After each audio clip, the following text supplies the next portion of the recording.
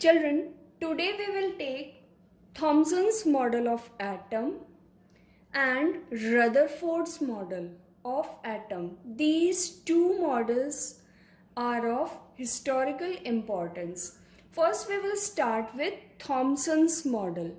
This is also named as plum pudding or raisin pudding model or watermelon model.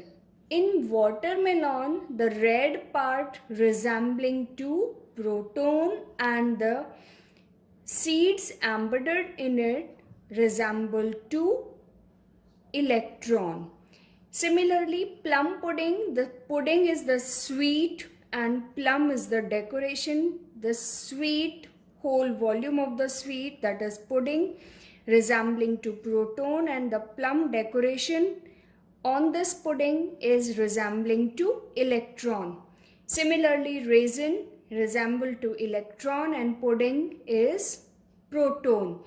So according to this model, the positive charge density is uniformly distributed throughout the whole volume of atom.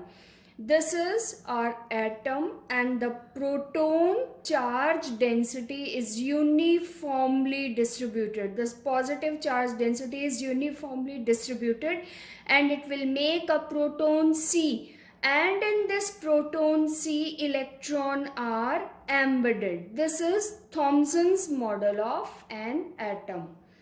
The model was failed because it was unable to explain Rutherford's alpha scattering experiment. Now we will move to Rutherford model of an atom. First we will start with alpha scattering experiment of Rutherford's model. In alpha scattering experiment, he has taken alpha particle source. By this alpha particle source, alpha rays or alpha particles are eliminated and these particles are passed through this lead plate to make them unidirectional. Further, these alpha particles were exposed to thin gold foil. Thickness of this gold foil was around 100 nanometer and this gold foil was further surrounded by photographic plate. Now, in this alpha scattering experiment, then further Rutherford made his observation. The first observation was that most of alpha particle passed straight through the gold foil. Some of the alpha particles were deviated from their path and only one alpha particle, around out of 20,000, only one alpha particle was bounced back. We know alpha particles are positively charged helium ion, that is 2He2 plus. Now we will take the conclusion of alpha scattering experiment observation. This is our atom and these are alpha particles that are, as you can see, most of the alpha particle can pass straight through the atom, and second, few alpha particles were deviated or deflected from the path and one alpha particle is bounced back, as you can see from this moving cursor. We will take first observation and conclusion. As most of the alpha particle pass straight through the atom, so we can conclude most of the part of atom is empty. Alpha particles, positively charged particles, and as from Thomson's model, this total volume of atom is surrounded by, completed by proton C. Protons are positively charged particles, so proton and alpha particle, if they will have direct hit, then there should be repulsion. Most of the alpha particles should move back to the same path, but it was not like that.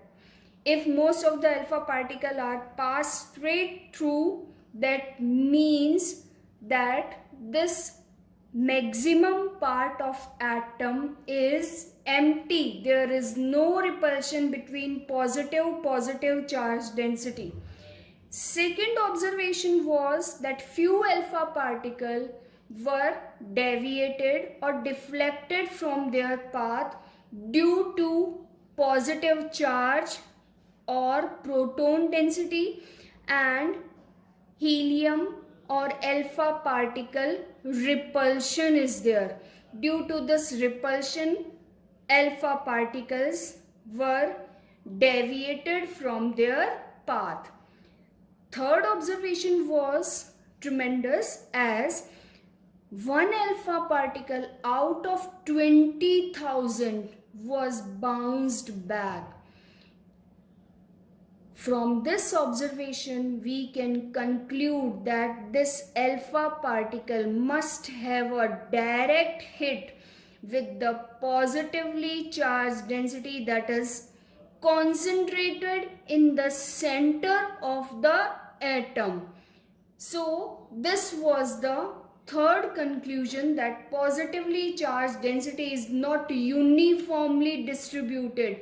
It is condensed in the center of the atom. Now our conclusion will move on to the postulates. Furthermore, one more thing, that size of this positive charge density that is concentrated in the center, named as nucleus, is very small. If we consider the size of atom is 10 raised to power minus 10 meter, then radius of the nucleus is 10 raised to power minus 15 meter. If we take a 5 kilometer radius cricket ground, then the cricket ball capped in the center of that ground will be considered as proton density or nucleus, and that 5 kilometer radius cricket ground is considered as radius of the atom. So size of the nucleus is very small as compared to the total size of the atom. The postulates of Rutherford's model. First, the positive charge or mass of the atom was densely concentrated in small region named as nucleus. Second postulate is nucleus is surrounded by electrons, and these electrons move around the nucleus in circular path called as orbits. So the model is similar to solar system. Sun is the center of the solar system and the planets moving around the sun resembling to electron. So sun is nucleus and planets resembling to electrons. So the model is also named as solar model of atom. Next, electron and proton in Rutherford's model are held by electrostatic force of attraction. Electrons are negatively charged particle and proton is positively charged particle. So there will be electrostatic force of attraction between this positively charged density, that is nucleus, and electron. Next we will take demerits of Rutherford's model. First demerit was, if we consider this electron as moving particle, then according to Maxwell's theory of electrodynamics, if a electrically charged particle in motion will continuously moving, it will lose energy and its path will shrink and ultimately it will fall into the nucleus. Its energy will continuously decrease, and ultimately when it will reaches up to a state where the energy is minimum, it will fall into the nucleus when the particle charge body electron is moving. If the electron will fall into the nucleus, then there is no stability of atom. This was not explained by Rutherford. Furthermore, if we say that electron is not moving particle, it is static. If we consider electron as static particle, it is stable to one position, then again there is electrostatic force of attraction between electron and proton, that is nucleus, and electron is very small in size, mass is very less, so it can further, if we consider static particle, it can fall into the nucleus. And third demerit was electronic distribution was not explained. How the electrons are distributed in circular path or orbit, it was not explained by Rutherford's model. Now we will take some terms to represent the atom.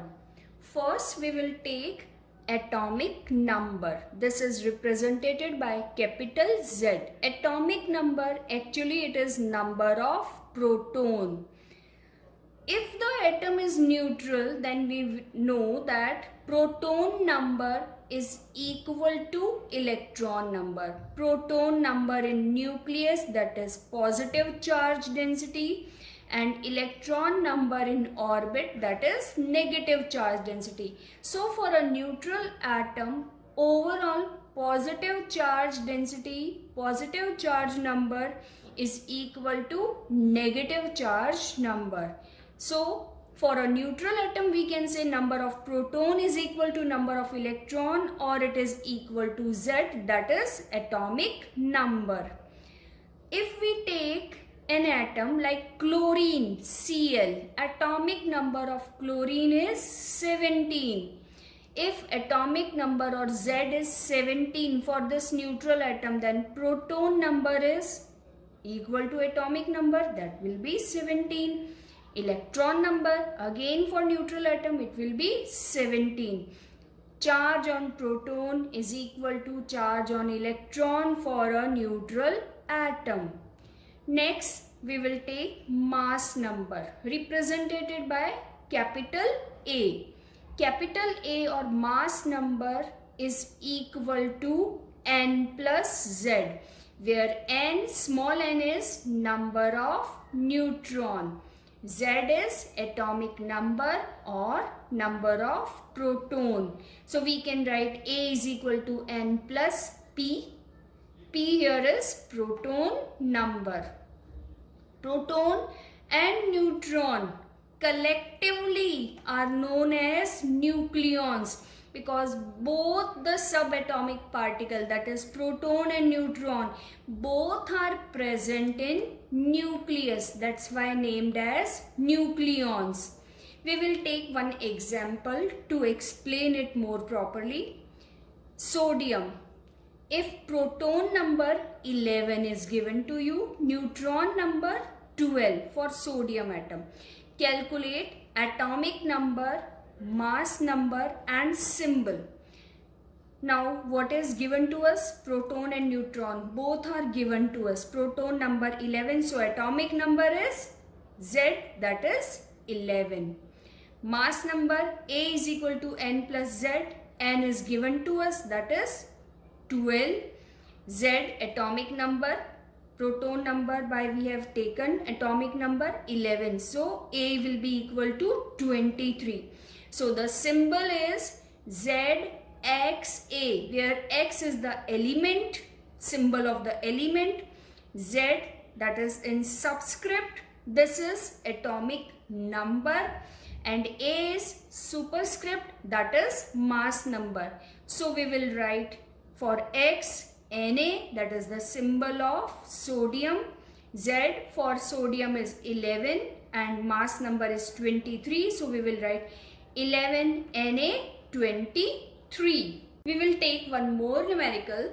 The question is, an ion, mass number 37, 1 unit negative charge it possesses. If the ion contain 11.1% more neutron than electron, find the symbol of ion. Negatively charged ion is given to us, mass number 37, that is nucleon density, neutron and proton number.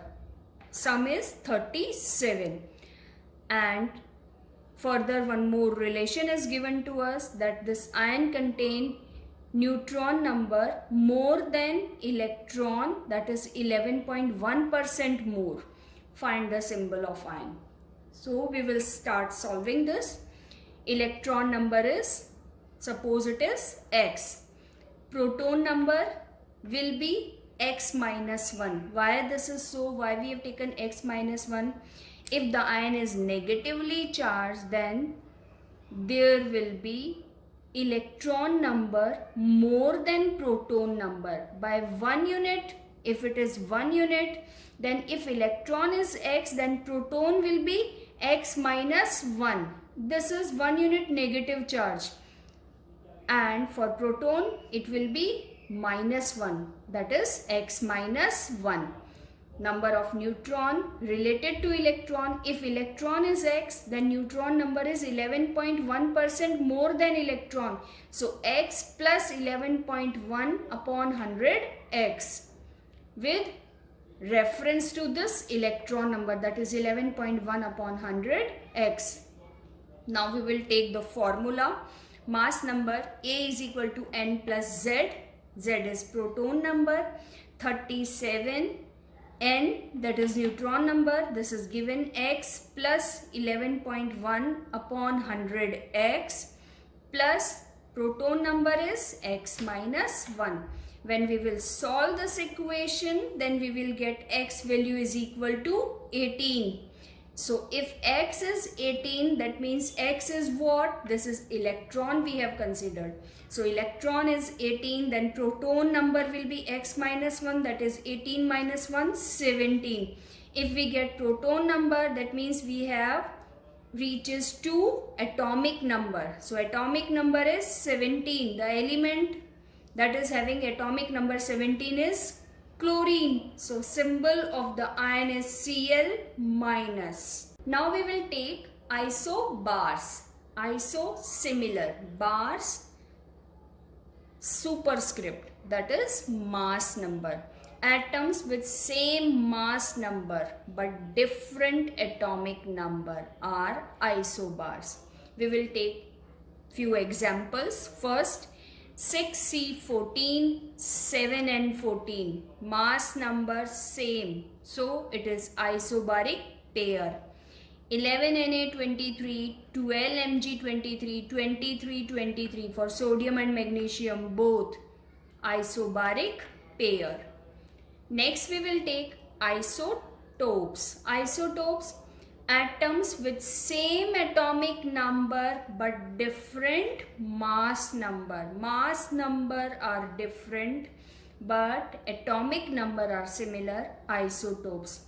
The reason of different mass number is due to different neutron number. Neutron number are different.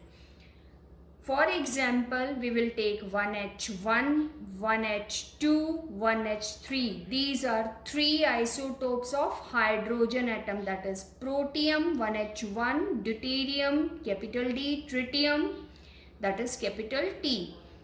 Percentage impedance of protium 99.98, for deuterium 0.015%, and tritium it is present in tracer amount.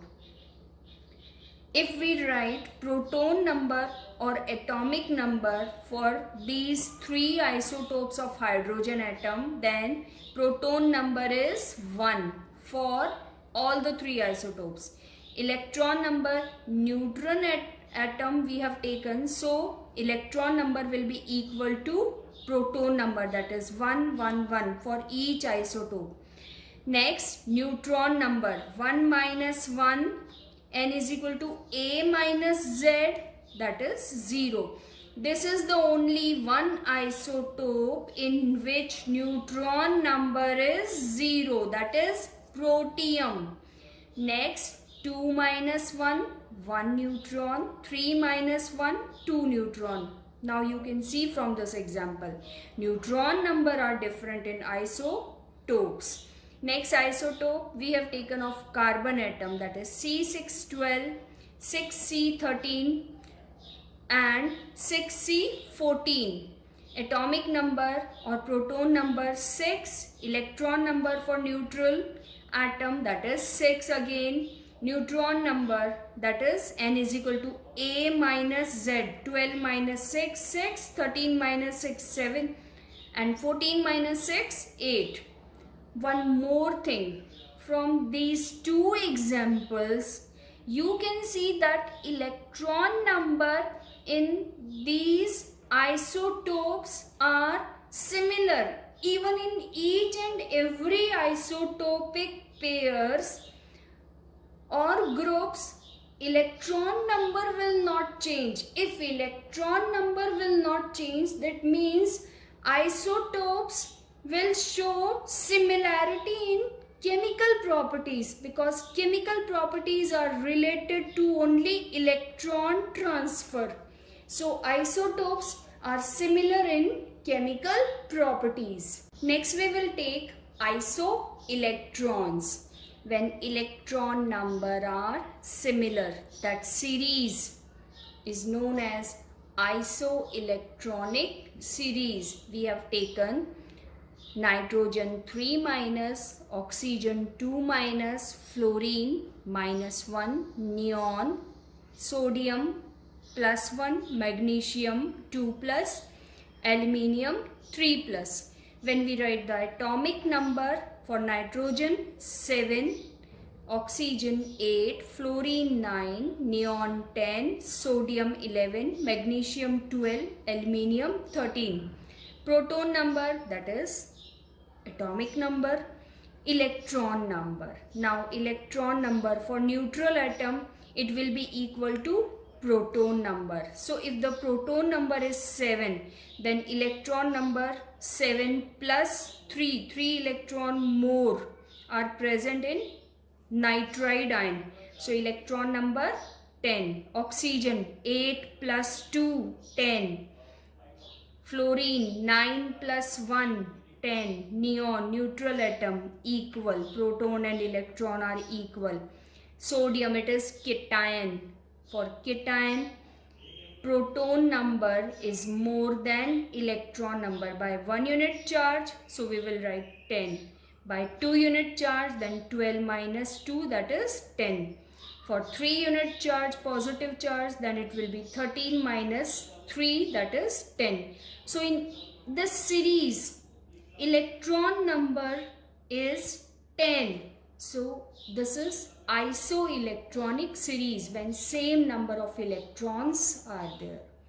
Next, that is isotones, same number of neutrons. The pair of element where same number of neutron are there, that is isotones. We will take example. First pair that we have taken, 6C14, 8O16. Proton number is 6 and 8 for carbon and oxygen.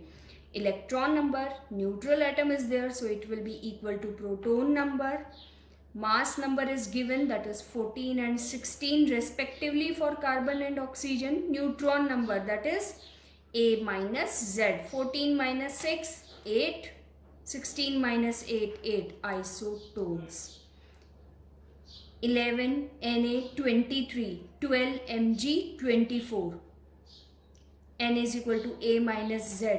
23 minus 11, 12. 24 minus 12, 12 isotones.